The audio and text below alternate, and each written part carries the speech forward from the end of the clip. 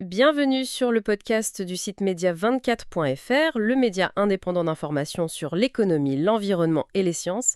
Je suis journaliste et animatrice pour cette analyse. Et avec nous aujourd'hui, notre spécialiste des sciences pour décrypter une actualité technologique assez marquante. On va parler d'une annonce chinoise, là, de fin août 2025. Ça fait pas mal de bruit. Il s'agit d'une avancée présentée comme majeure dans les réacteurs nucléaires de nouvelle génération, la génération 4. Plus précisément, les réacteurs à neutrons rapides refroidis au sodium. On dit RNR-NA ou souvent CFR. Et la promesse derrière, elle est quand même assez incroyable, hein, recycler les déchets nucléaires et en même temps produire beaucoup plus d'énergie. Alors ce qui frappe tout de suite, c'est ça, hein, des déchets qui deviennent du combustible. Ça fait un peu alchimie moderne, non? Comment ça marche au juste ces réacteurs CFR? Qu'est-ce qui les rend si différents de nos centrales actuelles? Oui, c'est une très bonne question parce que la différence, elle est fondamentale. Nos centrales aujourd'hui, elles utilisent des neutrons qui sont ralentis pour casser les noyaux d'uranium-235.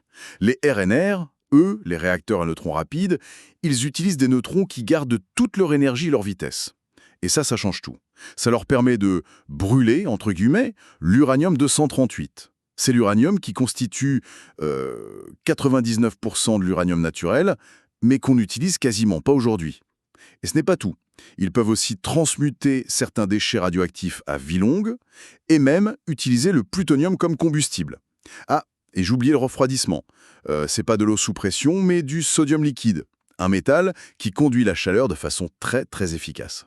D'accord, donc si je résume, on utilise l'uranium-238 qu'on voyait un peu comme un sous-produit inutile jusqu'à maintenant. Exactement, c'est tout à fait ça.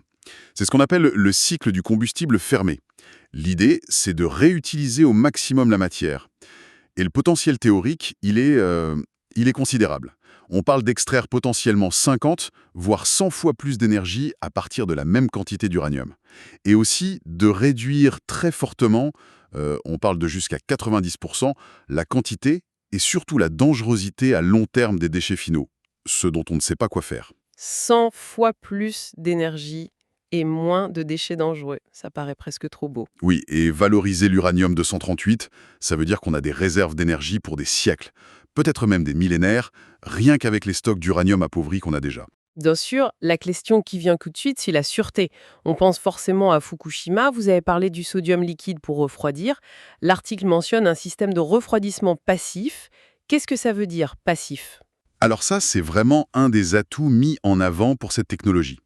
Le sodium liquide, quand il chauffe au contact du cœur du réacteur, il devient plus léger et il monte naturellement. Ensuite, en se refroidissant dans les échangeurs, il redescend. Ça crée une circulation, une boucle, par convection naturelle. Un peu comme l'eau dans un radiateur domestique? C'est un peu le même principe physique, oui. Et l'avantage énorme, c'est que ça fonctionne tout seul, sans pompe, sans électricité. Donc même en cas de blackout total, comme à Fukushima, cette circulation naturelle suffit, en théorie, à évacuer la chaleur qui reste dans le cœur après l'arrêt du réacteur. C'est ça, la sûreté passive. Ah oui, d'accord. Et l'Institut chinois de l'énergie atomique, le CIAE, a justement annoncé avoir testé et validé ce système en 2025 sur une maquette. C'est une garantie importante, donc, cette capacité à se refroidir seul. Mais ce sodium, il n'a pas d'inconvénient. On entend parfois dire qu'il est dangereux. Si, bien sûr, il y a des défis. Le sodium, c'est un métal qui s'enflamme spontanément à l'air libre et qui réagit très violemment avec l'eau. Donc toute la conception du réacteur doit être extrêmement rigoureuse pour éviter la moindre fuite, le moindre contact. C'est un vrai défi d'ingénierie, qui a d'ailleurs posé problème sur certains réacteurs expérimentaux par le passé. D'accord, je vois. C'est pas une solution miracle, mais un compromis technologique. Et la Chine, où en est-elle concrètement avec ses réacteurs? On lit des noms, CEFR, CFR 600, CFR 1000. C'est un programme qui avance vite. Oui, ça avance vite et de manière très méthodique. Ils ont commencé petit avec le CFR, un réacteur expérimental de 20 mégawatts électriques. Ça, c'est la puissance électrique nette. Il a démarré en 2010 d'ailleurs avec pas mal d'aides de la Russie à l'époque. Là, maintenant, ils sont en train de construire le CFR 600 Axiapu. C'est un démonstrateur de 600 mégawatts élect, donc déjà une belle taille et pré-industrielle. Et la prochaine étape annoncée, c'est le CFR 1000, un modèle commercial cette fois de plus de 1000 mégawatts. Le design serait finalisé depuis juillet 2025 et il vise une mise en service après 2030. Et il y a toujours cette coopération avec la Russie? Oui, elle est même devenue stratégique.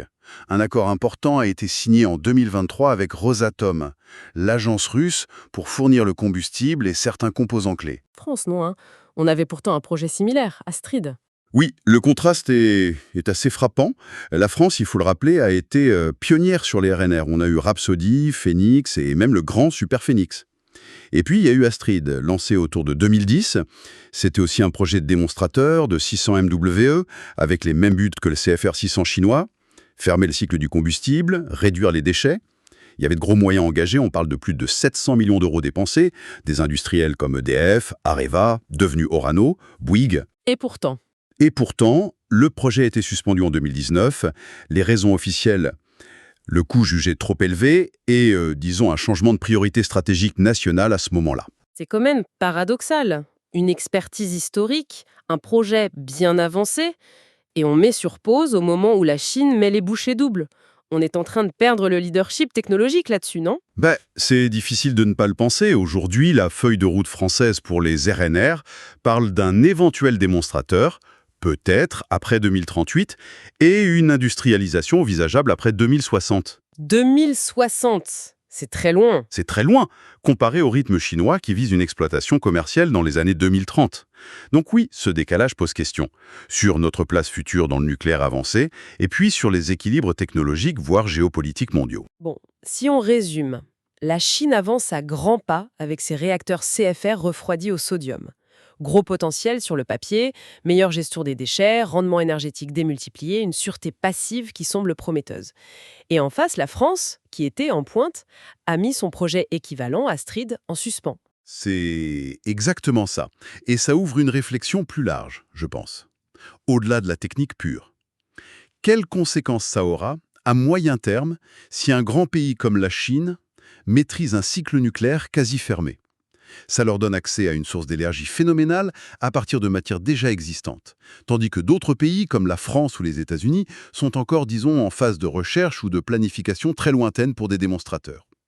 Est-ce que cette maîtrise technologique ne va pas redéfinir complètement l'indépendance énergétique et, potentiellement, les rapports de force mondiaux? C'est une question qui mérite d'être posée. Une question essentielle en effet. Merci beaucoup pour cet éclairage. Merci pour votre écoute et retrouvez plus d'actualités sur media4.fr.